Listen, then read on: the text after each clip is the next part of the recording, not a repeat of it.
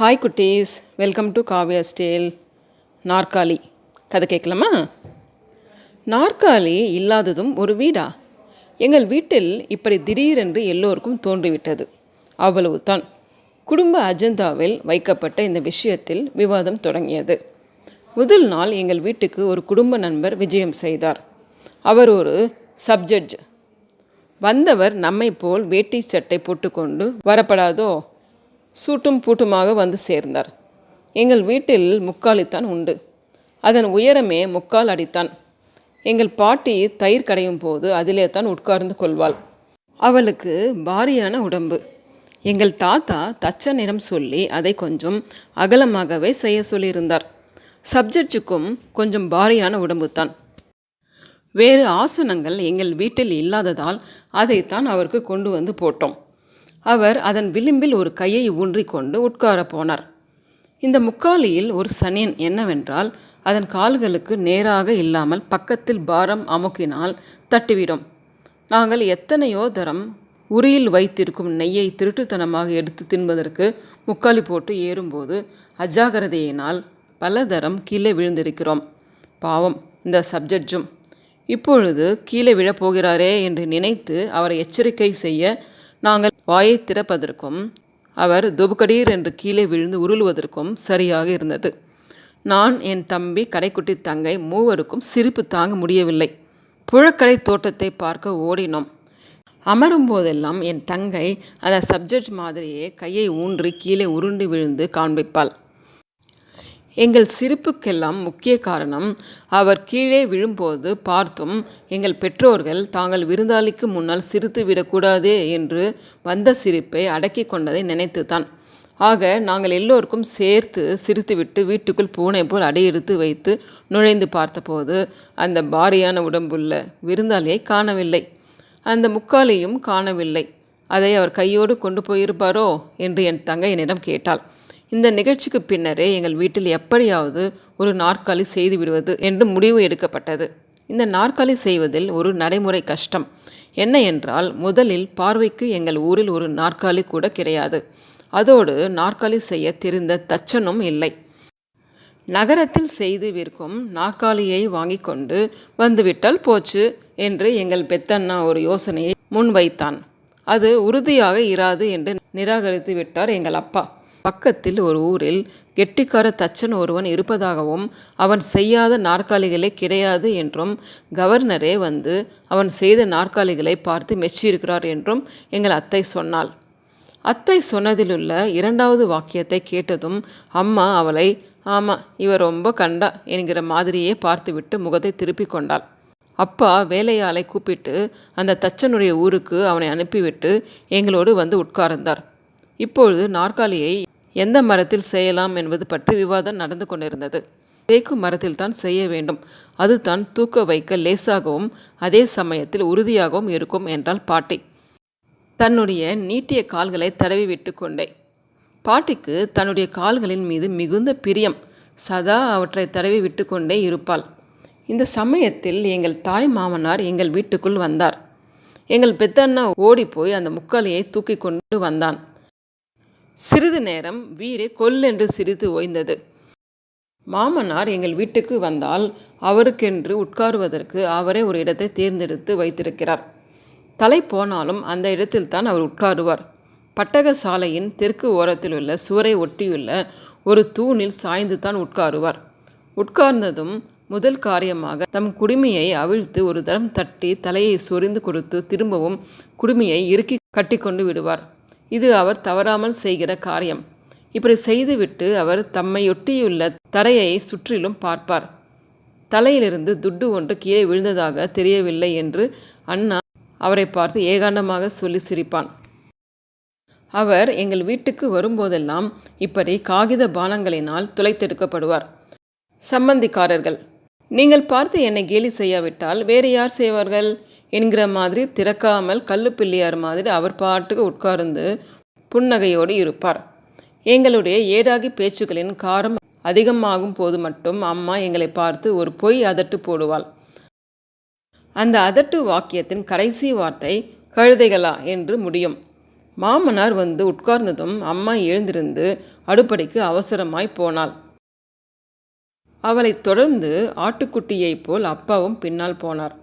கொஞ்ச நேரத்திற்கெல்லாம் ஆளோடி வழியாக அம்மா கையில் வெள்ளி டம்ளரில் காயம் விட்ட மோரை எடுத்து கொண்டு நடந்து வர, அம்மாவுக்கு பின்னால் அப்பா அவளுக்கு தெரியாமல் எங்களுக்கு மட்டும் தெரியும்படி வலிப்பு காட்டிக்கொண்டே அவள் நடந்து வருகிற மாதிரியே வெறுங்கை டம்ளர் ஏந்துகிற மாதிரி பிடித்து கொண்டே நடந்து வந்தார். அவர் அப்படி நடந்து வந்தது அவர் அண்ணா வந்திருக்கானாம். ரொம்ப அக்கறையாக மோர் கொண்டு போய் கொடுக்கறதை பாரு என்று சொல்கிறது மாதிரி இருந்தது. மோரும் பெருங்காயத்தின் மனமும் நாங்களும் இப்பொழுதே மோர் சாப்பிடணும் போல் இருந்தது. மாமனார் பெரும்பாலும் எங்கள் வீட்டுக்கு வருகிறது மோர் சாப்பிடத்தான் என்று நினைப்போம். அந்த பசுமாட்டின் மோர் அவ்வளவு திவ்யமாய் இருக்கும். அதோடு எங்கள் மாமனார் எங்கள் ஊரிலேயே பெரிய கஞ்சாம்பத்தி, அதாவது ஈயாத லோபி என்று நினைப்பு எங்களுக்கு.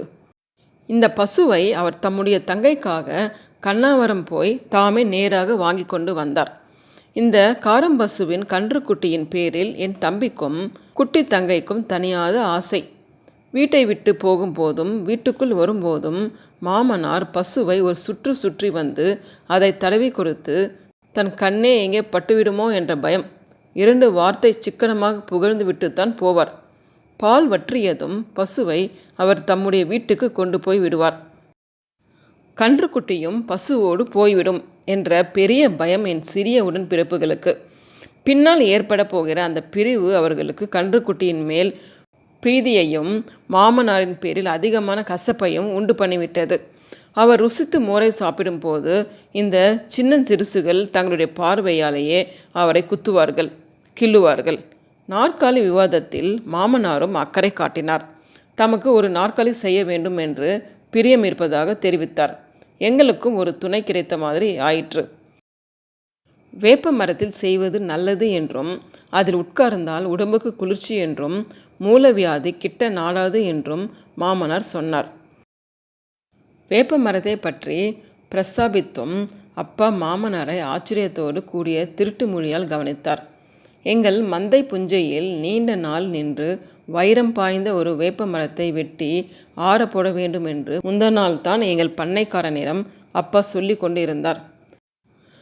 பெத்தண்ணா சொன்னான், பூவரசங்கட்டையில் செய்தால் ரொம்ப நன்றாக இருக்கும். அது கண் இருக்குமுள்ள மரம், நுண்மையாகவும் பளபளப்பாகவும் இருக்கும், உறுதியும் கூட என்றான். அக்கா சொன்னால், இதுங்களெல்லாம் வெளிர் நிறத்தில் உள்ளவைகள், பார்க்கவே சகிக்காது. கொஞ்ச நாள் போனால் இதுகள் மேல் நமக்கு ஒரு வெறுப்பே உண்டாகிவிடும். நான் சொல்கிறேன், செங்கரும்பு நிறத்திலோ அல்லது எள்ளு பின்னாக்கு மாதிரி கருப்பு நிறத்திலோ இருக்கிற மரத்தில் தான் செய்வது நல்லது. அப்புறம் உங்கள் இஷ்டம். பளிச்சென்று எங்கள் கண்களுக்கு முன்னால் கண்ணாடி போல் மின்னும் பளபளப்பான கருப்பு நிறத்தில் கடைந்தெடுத்த முன்னந்தங்காலுடனும் சாய்வுக்கு ஏற்றபடி வளைந்த சோம்பல் முறிப்பது போலுள்ள பின்னந்தங்காலுடனும் ஒரு சுகாசனம் தோன்றி மறைந்தது. எல்லோருக்குமே அவள் சொன்னது சரி என்று பட்டது. ஆக எங்களுக்கும் ஒன்றும் எங்கள் மாமனார் வீட்டுக்கு ஒன்றுமாக 2 நாற்காலிகள் செய்ய உடனே ஏற்பாடு செய்யப்பட்டது. 2 நாற்காலிகளும் எங்கள் வீட்டில் வந்து இறங்கிய போது அதில் எந்த நாற்காலியை வைத்து கொண்டு எந்த நாற்காலியை மாமனார் வீட்டுக்கு கொடுத்தனுப்புவது என்று எங்களுக்கு தெரியவில்லை. ஒன்றை பார்த்தால் மற்றதை பார்க்க வேண்டாம். அப்படி ராமர் லட்சுமணர் மாதிரி இருந்தது. ஒன்றை வைத்து கொண்டு மாமனார் வீட்டுக்கு ஒன்றை கொடுத்தனுப்பினோம். கொடுத்தனுப்பியது தான் நல்ல நாற்காலியோ என்று ஒரு சந்தேகம். ஒவ்வொருவராய் உட்கார்ந்து பார்த்தோம். எழுந்திருக்க மனசே இல்லை. அடுத்தவர்களும் உட்கார்ந்து பார்க்க வேண்டுமே என்பதற்காக எழுந்திருக்க வேண்டியிருந்தது. பெத்தண்ணா உட்கார்ந்து பார்த்தான். ஆஹா என்று ரசித்து சொன்னான். 2 கைகளாலும் நாற்காலியின் கைகளை தேய்த்தான். சப்பனம் போட்டு உட்கார்ந்து பார்த்தான். இதுக்கு ஒரு உரை தைத்து போட்டு விட வேண்டும், இல்லையென்றால் அழுக்காகிவிடும் என்று அக்கா சொன்னாள். குட்டி தங்கைக்கும் தம்பி பயலுக்கும் அடிக்கடி சண்டை வரும். நீ அப்போ பிரித்து உட்கார்ந்துக்கிட்டே இருக்கியே, எழுந்திருடா, நான் உட்காரணும் இப்போ என்று அவனை பார்த்து கத்துவாள். ஐயோ, இப்போ தான் உட்கார்ந்தேன், பாருமா இவளை என்று சொல்லுவான், அழ ஆரம்பிக்க போகும் முகத்தை போல் வைத்துக்கொண்டு. தீ மாதிரி பரவி விட்டது ஊருக்குள். எங்கள் வீட்டிற்கு நாற்காலி வந்த விஷயம் குழந்தைகளும் பெரியவர்களும் பெருங்கூட்டமாக வந்து வந்து பார்த்துவிட்டு போனார்கள். சிலர் தடவி பார்த்தார்கள், சிலர் உட்கார்ந்தே பார்த்தார்கள். ஒரு கிழவனார் வந்து நாற்காலியை தூக்கி பார்த்தார். நல்ல கனம், உறுதியாக செய்திருக்கிறான் என்று தச்சனை பாராட்டினார். கொஞ்சம் நாள் ஆயிற்று. ஒரு நாள் ராத்திரி 2 மணி இருக்கும். யாரோ வந்து கதவை தட்டினார்கள். உள் திண்ணையில் படுத்திருந்த பெத்தண்ணா போய் கதவை திறந்தான். ஊருக்குள் யாரோ ஒரு முக்கியமான பிரமுகர் இப்பொழுது தான் இறந்து போய்விட்டார் என்றும் நாற்காலி வேண்டுமென்றும் கேட்டு எடுத்துக்கொண்டு போனார்கள். இறந்து போன ஆசாமி எங்களுக்கும் வேண்டியவரானதால் நாங்கள் யாவரும் குடும்பத்தோடு போய் துக்கத்தில் கலந்து கொண்டோம். துக்க வீட்டில் போய் பார்த்தால் எங்கள் வீட்டு நாற்காலியில்தான் இறந்து போன அந்த பிரமுகரை உட்கார்த்தி வைத்திருந்தார்கள். இதற்கு முன் எங்கள் ஊரில் இறந்து போனவர்களை தரையில்தான் உட்கார்த்தி வைப்பார்கள். உரலை படுக்க வைத்து அது உருண்டு விடாமல் அண்டை கொடுத்து ஒரு கோணி சாக்கில் வரகு வைக்கோலை திணித்து அதை பாட்டு வசத்தில் உரலின் மேல் சாத்தி அந்த சாய்மான திண்டுவில் இறந்து போனவரை சாய்த்து உட்கார்ந்திருப்பது போல் வைப்பார்கள். இந்த நாற்காலியில் உட்கார வைக்கும் புதுமோஸ்தரை எங்கள் ஊர்க்காரர்கள் எந்த ஊரில் போய் பார்த்துவிட்டு வந்தார்களோ எங்கள் வீட்டு நாற்காலிக்கு பிரித்தது வினை. அந்த வீட்டு விசேஷம் முடிந்து நாற்காலியை எங்கள் வீட்டு முன்தொழுவில் கொண்டு வந்து போட்டுவிட்டு போனார்கள். அந்த நாற்காலியை பார்க்கவே எங்கள் வீட்டு குழந்தைகள் பயப்பட்டன. வேலைக்காரனை கூப்பிட்டு அதை கிணற்றடிக்கு கொண்டு போய் வைக்கோலால் தேய்த்து தேய்த்து பெரிய வாளிக்கு ஒரு 15 வாளி தண்ணீர் விட்டு கழுவி திரும்பவும் கொண்டு வந்து முன் தொழுவத்தில் போட்டோம். பல நாள் ஆகியும் அதில் உட்கார ஒருவருக்கும் தைரியம் இல்லை. அதை எப்படி திரும்பவும் பழக்கத்துக்கு கொண்டு வருவது என்று தெரியவில்லை. ஒரு நாள் நல்ல வேலையாக எங்கள் வீட்டுக்கு ஒரு விருந்தாளி வந்தார். அந்த நாற்காலியை எடுத்து கொண்டு வந்து அவருக்கு போட சொன்னோம். அவரோ பரவாயில்லை, நான் சும்மா இப்படி உட்கார்ந்து கொள்கிறேன் என்று ஜமக்காலத்தை பார்த்து போனார். எங்களுக்கு ஒரே பயம், அவர் எங்கே கீழே உட்கார்ந்து விடுவாரோ என்று. குடும்பத்தோடு அவரை வற்புறுத்தி நாற்காலியில் உட்கார வைத்தோம். அவர் உட்கார்ந்த உடனே சின்ன தம்பியும் குட்டி தங்கையும் புழக்கடை தோட்டத்தை பார்த்து ஓடினார்கள். மத்தியில் வந்து நாற்காலியில் உட்கார்ந்தவருக்கு என்ன ஆச்சு என்று எட்டியும் பார்த்து கொள்வார்கள். மறுநாள் எங்கள் வீட்டுக்கு வந்த ஒரு உள்ளூர் கிழவனார் தற்செயலாகவே வந்து நாற்காலி உட்கார்ந்து எங்களுக்கு மேலும் ஆறுதல் தந்தார். இப்போதே அவர் அந்த நாற்காலியில் உட்கார்ந்து பார்த்து கொள்கிறார் என்று பெத்தண்ணா என் காதில் மட்டும் படும்படியாக சொன்னான். இப்படியாக அந்த நாற்காலியை பழகினோம். முதலில் வீட்டிலுள்ள பெரியவர்கள் உட்கார்ந்தோம். குழந்தைகளுக்கு இன்னும் பயம் தெளியவில்லை. கொஞ்சம் உட்காரேண்டா நீ முதலில் என்று கெஞ்சுவாள் குட்டி தங்கை தம்பி பயலை பார்த்து. ஏன் நீ உட்காருவது தானே என்பான் அவன் வெடுக்கென்று. எங்கள் வீட்டுக்கு வந்திருந்த பக்கத்து தெரு சுகந்தி தன்னுடைய 1 வயசு தம்பி பாப்பாவை கொண்டு வந்து உட்கார வைத்தாள் அந்த நாற்காலியில். அதிலிருந்து தான் எங்கள் வீட்டு குழந்தைகளும் பயம் இல்லாமல் உட்கார ஆரம்பித்தார்கள். திரும்பவும் ஒரு நாள் ராத்திரி யாரோ இறந்து விட்டார்கள் என்று நாற்காலியை தூக்கி கொண்டு போய்விட்டார்கள். இப்படி அடிக்கடி நடந்தது. நாற்காலியை வருத்தத்தோடு தான் கொடுத்து அனுப்புவோம். வந்து கேட்கும் 70 வீட்டுக்காரர்கள் எங்கள் துக்கத்தை வேறு மாதிரி அர்த்தப்படுத்தி கொள்வார்கள். தங்களவர்கள் இறந்து போன செய்தியை கேட்டுத்தான் இவர்கள் வருத்தம் அடைகிறார்கள் போலிருக்கிறது என்று நினைத்து கொள்வார்கள். தூக்கம் கலைந்த எரிச்சல் வேறு. செத்து தொலைகிறவர்கள் ஏன் தான் இப்படி அகாலத்தில் சாகிறார்களோ தெரியவில்லை என்று அக்கா ஒரு நாள் சொன்னாள். நல்ல நாற்காலி செய்தோமாட நாம், செத்துப்போன ஊர்க்காரங்கள் எல்லாம் உட்காருவதற்காக சே என்று அழுத்து கொண்டான் அண்ணன். நாற்காலி செய்ய கொடுத்த நேர பலன் என்றால் அத்தை. பெத்தண்ணா ஒரு நாள் ஒரு யோசனை செய்தான். அதை நாங்கள் இருவர் மட்டிலும் தனியாக வைத்து கொண்டோம். ஒரு நாள் அம்மா என்னை ஏதோ காரியமாக மாமனாரின் வீட்டுக்கு போய் வரும்படி சொன்னாள். நான் அவருடைய வீட்டுக்குள் நுழைந்த போது மாமனார் நாற்காலியில் அமர்க்கலமாய் உட்கார்ந்து வெற்றிலை போட்டு கொண்டிருந்தார். அவர் வெற்றிலை போடுவதை பார்த்து கொண்டிருப்பதே சுவாரஸ்யமான பொழுதுபோக்கு. தினமும் தேய்த்து துரைத்து தங்க நிறத்தில் பளபளவென்றிருக்கும் ஜான் அகலம் முழநீளம் 4 விரல் உயரம் கொண்ட வெற்றிலை செல்லத்தை நோகுமோ நோகாதோ என்று அவ்வளவு மெல்ல பக்குவமாக திறந்து பூஜை பெட்டியிலிருந்து சாமான்களை எடுத்து வைக்கிற பதனத்தில் ஒவ்வொன்றாக எடுத்து வெளியில் வைப்பார். வெற்றிலையை நன்றாக துடைப்பாரே தவிர காம்புகளை கிள்ளும் வழக்கம் அவரிடம் கிடையாது. அவ்வளவு சிக்கனம். சில சமயம் மொரசல் வெற்றிலை அகப்பட்டு விட்டால் மட்டும் இலையின் முதுகிலுள்ள நரம்புகளை உரிப்பார். அப்பொழுதுதான் நமக்கு முத்தப்பனை பிடித்து முதுகு தோலை உரித்து பச்சை வெண்ணையை தடவி என்ற வெற்றிலையை பற்றிய பாடல் ஞாபகத்துக்கு வரும். களிப்பாக்கை எடுத்து முதலில் முகர்ந்து பார்ப்பார். அப்படி முகர்ந்து பார்த்து விட்டால் சொக்கு ஏற்படாதாம். அடுத்து அந்த பாக்கை ஊதுவார். அதிலுள்ள கண்ணுக்கு தெரியாத பாக்கு புழுக்கள் போக வேண்டாமா? அதற்காக. ஆரம்பத்தில் மெதுவாக ஆரம்பிக்கும் இந்த முகர்ந்து பார்த்தலும் ஊதலும் வர வர வேகமாகி ஒரு 4-5 தடவை மூக்குக்கும் வாய்க்குமாக கையும் மேலும் கீழும் உஷ் உஷ் என்ற சத்தத்துடன் சுத்தமாக்கி டவக்கென்று வாய்க்குள் சென்றுவிடும். ஒருவர் உபயோகிக்கும் அவருடைய சுண்ணாம்பு டப்பியை பார்த்தாலே அவருடைய சுத்தத்தை பற்றி தெரிந்துவிடும். மாமனார் இதிலெல்லாம் மன்னன். விரலில் மிஞ்சிய சுண்ணாம்பை கூட வீணாக மற்ற பொருள்களின் மேல் தடவ மாட்டார். அவருடைய சுண்ணாம்பு டப்பியை எடுத்து கண்ணில் ஒற்றிக்கொள்ளலாம். 15 வருஷத்துக்கு முன் வாங்கிய எவரெடி டார்ச் லைட் இன்னும் புத்தும் புதுசாக இப்பொழுதுதான் கடையிலிருந்து வாங்கி கொண்டு வந்ததோ என்று நினைக்கும்படியாக உபயோகத்தில் இருக்கிறது அவரிடம். அதோடு சேர்த்து வாங்கிய எங்கள் வீட்டு டார்ச் லைட் சொட்டு விழுந்து நெரிசலாகி மஞ்சள் கலரில் பார்க்க பரிதாபமாக சாக போகும் நீண்ட நாள் நோயாளியைப் போல் காட்சியளிக்கிறது.